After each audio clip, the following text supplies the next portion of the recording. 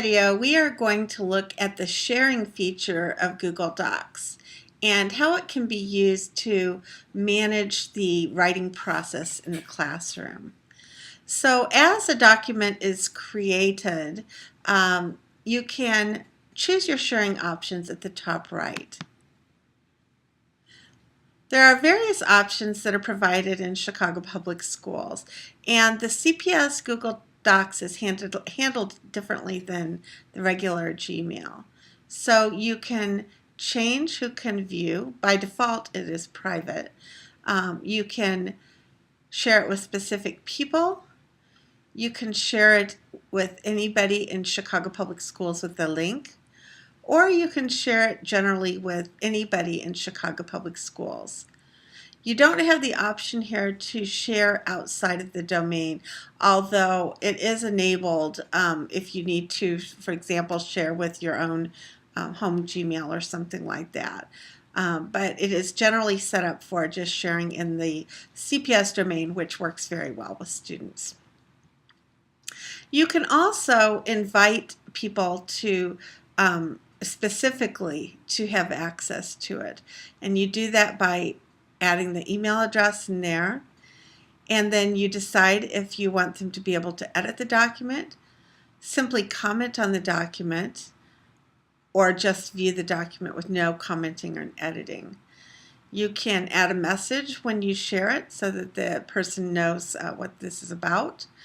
You can send a copy of the item to yourself, or you can also paste the item into an email. So those are the basic ways that you can share a Google Doc. It's also possible to share a folder within Google Docs. So I'm at my Drive now, and let's say that I want to share this folder. I click on it, and then I hit the little People Plus icon. I have the same options as before, that I can make that folder visible to everyone in CPS, people with a link, or specific people. Can also, again, enter anybody's name and give them options for if they can edit, view, or view the folder.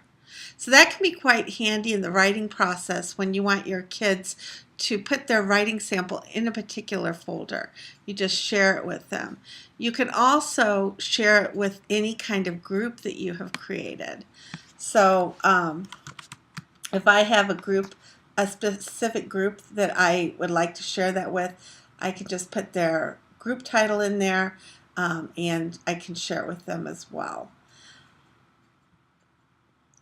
You can also, and let me complete the sharing process here because I want to show you one thing more.